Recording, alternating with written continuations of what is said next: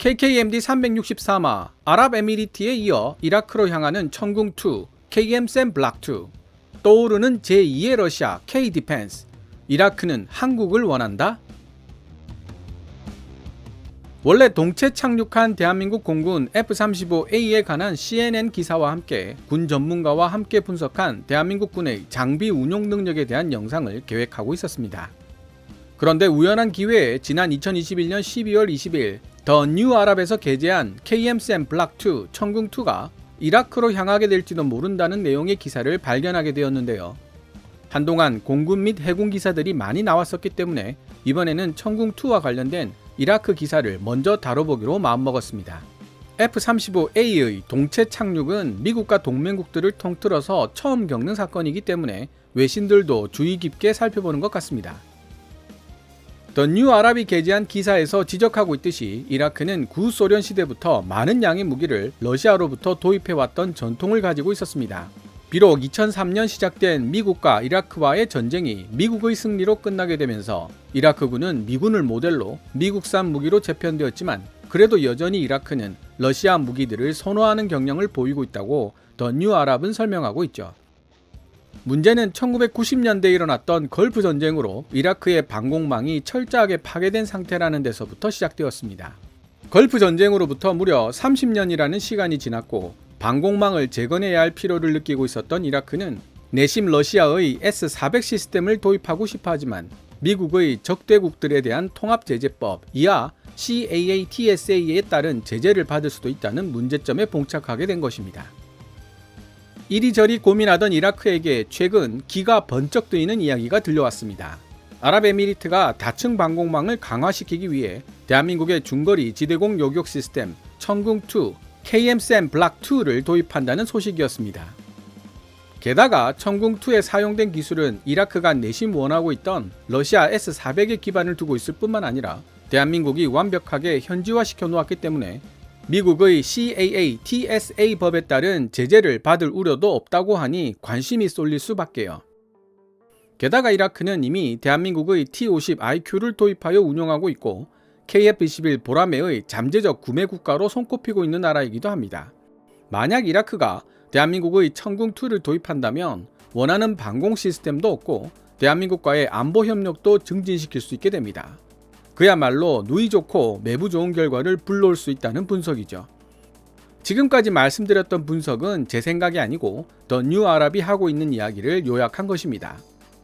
그럼 더 뉴 아랍이 2021년 10월 20일에 게재한 기사를 번역해 보도록 하겠습니다. 번역이 끝나면 간단한 제 생각을 말씀드리고 영상을 마무리 짓도록 하겠습니다. 이라크 의회 내 국방안보위원회의 바데르 알-지아디 위원은 지난 10월 이라크는 정교한 방공 시스템을 필요로 한다고 말했다. 알-지아디는 올해 배정된 예산으로는 그렇게 비싼 방공망을 구매할 여유가 없겠지만 이라크는 반드시 방공망을 개선할 필요가 있다고 강조했다. 그의 말은 틀리지 않았다. 어쨌든 이라크는 30년이 지나도록 강력한 방공망을 구축하지 못하고 있기 때문이다. 2003년부터 시작된 이라크 전쟁이 끝난 이후 이라크가 가질 수 있었던 그나마 쓸만한 방공 시스템은 2010년대 러시아로부터 도입한 판치르 S1 중거리 대공 시스템이 유일했다. 그러나 판치르 S1은 일반적인 지역 방공의 목적보다는 제한된 지역들, 예를 들어 군사 기지나 다른 중요한 시설에 대한 국지 방공 목적으로 설계된 시스템이다. 전하는 바에 따르면 이라크는 최근 몇 년 동안 S-300 혹은 S-400과 같은 좀 더 정교한 성능을 지닌 장거리 고고도 방공 시스템을 러시아로부터 구매하는 방안을 여러 차례 고려해왔다. 이러한 첨단 방공 시스템을 소수 보유하는 것만으로도 이라크 영공의 상당 부분을 방어할 수 있으며 이를 침범하려는 침입자들에게 엄청난 부담을 안겨줄 수 있게 된다. 이라크는 또한 오랫동안 구소련 및 그 이후 등장한 러시아와 오랫동안 무기 거래를 해왔던 전적을 가지고 있다.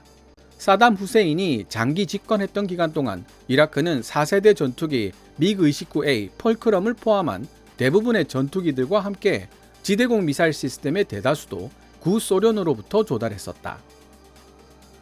2003년 이라크 전쟁 시대가 끝난 이후 이라크군은 미군을 모델로 하여 재건될 것이 분명했고 따라서 주로 미국의 하드웨어를 구입할 것으로 추측되었다. 그리고 실제로 이라크군은 많은 수의 M1A1 에이브람스 미 육군 주력 전차뿐만 아니라 2015년부터는 F-16 전폭기도 제공받게 되었다. 그럼에도 불구하고 이라크는 여전히 러시아산 하드웨어를 선호한다는 사실을 최근 몇 년 동안 여실히 보여주었다. 실제 예를 들자면 이라크 정부는 미국의 AH-64 아파치 대신 러시아의 Mi-28과 Mi-35 공격 헬기를 구입했다. 2010년대 후반에는 더 많은 M1A1 에이브람스를 선택하는 대신 러시아제 T-90 주력 전차를 구입했다. 따라서 이라크 정부가 러시아제 주력 전차와 공격 헬기에 더해 러시아제 방공 시스템을 찾는 것은 전혀 놀라운 일이 아닌 것이다. 다만 2017년 통과된 미국의 적대국들에 대한 통합제재법 이하 CAA-TSA에 따른 제재 조치를 불러올 수 있다는 우려 때문에 이라크가 원하는 러시아제 방공 시스템 구매는 좌절될 가능성이 크다. 이 법은 러시아 방위산업체들과 주요 방산 거래를 하는 모든 나라들에게 미국 정부가 제재를 가하도록 의무화시키고 있다. S-300과 S-400과 같은 고가의 첨단 방공 시스템을 조달하는 것은 의심할 여지 없이 CAA-TSA 법에 따른 제재의 대상이 될 것이다. 실제로 터키는 S-400 구매를 강행했고 덕분에 터키 정부는 지난해 통합제재법에 따른 제재를 받는 결과를 낳았다. 반면 만약 이라크 정부가 첨단 방공 미사일 시스템을 프랑스나 대한민국으로부터 구입하기로 결정한다면 아무런 제재도 받지 않게 될 것이다. 이라크는 프랑스와 대한민국과도 상당한 규모의 방산물자 조달 거래를 체결한 바 있다. 다만 프랑스와의 거래는 상당히 오래전 일이지만 대한민국과의 거래는 최근에 이루어졌다는 차이점이 있다. 1970년대와 1980년대에 이라크에 무기를 공급해주던 주요 국가가 바로 프랑스였다. 프랑스 정부는 이라크에 다수의 다소 미라주 F1 멀티롤 전투기를 판매했다. 심지어 프랑스는 미라주 전투기의 도착을 기다리고 있는 이라크 공군에게 자국 해군이 보유하고 있던 슈페르 에탕다르 폭격기 5대를 대여해주기도 했다.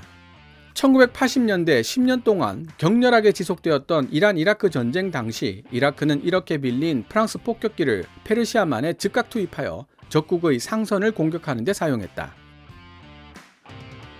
프랑스는 또한 이라크의 다층 방공 시스템을 위해 KARI라고 불리는 정교한 지휘 통제 시스템을 설계했다. KARI는 고고도 지대공 미사일과 요격 전투기로부터 저고도 대공포와 휴대용 대공 미사일에 이르기까지 다양한 체계의 방공망을 망라하여 이라크 당국이 효과적으로 통제할 수 있도록 설계되었다. 하지만 KARI는 1991년 페르시아 걸프 전쟁 동안 미군이 이끌었던 연합군에 의해 철저히 파괴되고 말았다. 현재 이라크가 프랑스의 어떤 대공 방어 시스템을 염두에 두고 있는지는 확실치 않다. 결국 어쩌면 이라크는 항공기와 순항 미사일 그리고 전술 탄도 미사일을 요격할 수 있는 장거리 지대공 미사일인 에스터-30 SAMP-T 시스템 구매를 요청할 수도 있다. 만약 이라크가 이러한 방공 시스템들을 약간만 갖출 수 있어도 미국의 제재를 걱정할 필요 없이 자국의 방대한 영공을 감시하고 보호할 수 있는 역량을 크게 향상시킬 수 있게 될 것이다. 그리고 또 하나의 선택, 대한민국이 있다. 2010년대 이라크 정부는 대한민국으로부터 24대의 카이 T-50 골든이글 초음속 제트 훈련기를 인도받았다. T-50 골든이글은 대한민국 최초의 국산 초음속 전투기로 경전투기로 사용될 수 있다. 이라크용으로 제작된 T-50은 T-50IQ로 명명되었다. 대한민국은 향후 이라크와의 무기 거래를 적극적으로 환영하고 있다. 지난 4월 대한민국의 문재인 대통령은 현재 서울이 개발 중인 최첨단 4.5세대 전투기 KF-21 보라매의 잠재적 구매 국가들 중 하나로 이라크를 언급하며 KF-21 보라매의 이라크 수출 가능성을 시사했다. 이 외에도 대한민국은 이라크에게 청궁으로 알려진 KM-SAM 중거리 지대공 시스템을 제공할 수 있다. 최근에 개발되어 상대적으로 신형 시스템인 청궁은 아직 해외로 수출된 실적은 없었다. 그러나 2021년 11월 아랍에미리트가 최대 35억 달러, 한화 약 4조 원 규모에 달하는 이 시스템을 조달하는데 큰 관심을 보이고 있다.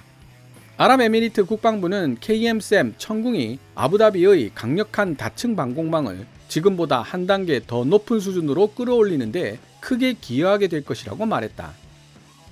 아시아경제는 2022년 1월 4일자 기사로 아랍에미리트가 천궁 수출 계약서에 최종 사인했다고 보도했습니다. 아시아경제 기사 일부를 인용해 보겠습니다. 이번 천궁2 UAE 수출은 이스라엘제 바락 요격 미사일과의 경합에서 승리해 성사된 것으로 알려졌다. 군 소식통은 세계 시장에서 성능을 인정받고 있는 이스라엘제 요격 미사일과의 경쟁에서 승리한 것은 의미가 크다고 말했다. UAE 원전 수출, 한국군 아크 부대의 지속적인 파병도 이번 결정에 긍정적인 영향을 끼친 것으로 전해졌다.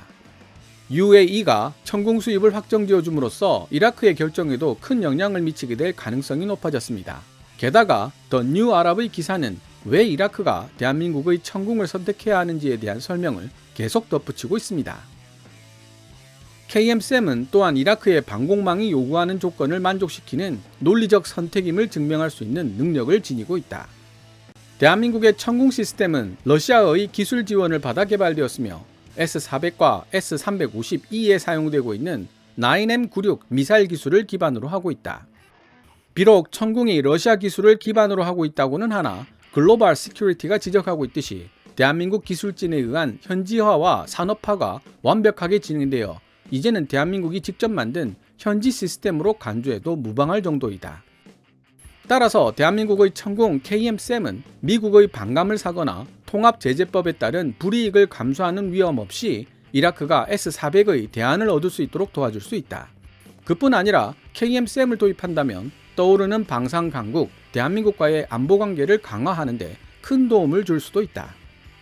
지금까지 설명했던 모든 요인들을 고려해봤을 때 이라크의 영공을 수호할 미래 대공 방어 시스템이 러시아나 프랑스 또는 대한민국 중 하나에서 도입된다고 해도 전혀 놀랄 일이 아닐 것이다. 지금까지 2021년 12월 20일 아랍계 뉴스 매체 더 뉴 아랍이 게재한 기사 Where will Iraq buy new air defense systems from? 이라크는 신형 방공 시스템을 어디서 구매하게 될 것인가를 번역해 보았습니다. 기사에서도 알 수 있듯이 이라크는 러시아의 S-400, 프랑스의 에스터-30, SAMPT, 그리고 대한민국의 천궁2라는 세 가지 옵션을 두고 고민하고 있습니다. 러시아의 S-400은 그야말로 대표적인 최신형 대공 방어 시스템이지만 미국의 통합제재법 CAA-TSA법에 의한 제재를 받고 있다는 약점이 있고 미국 군사전문지인 내셔널 인터레스트가 2019년 9월 21일에 게재한 내용에 따르면 프랑스의 에스터-30은 20년 전인 2001년부터 실전 배치되기 시작한 상대적으로 구형에 속하는 대공 시스템이며 요격 미사일 가격이 한 발당 20억대라는 약점이 있습니다.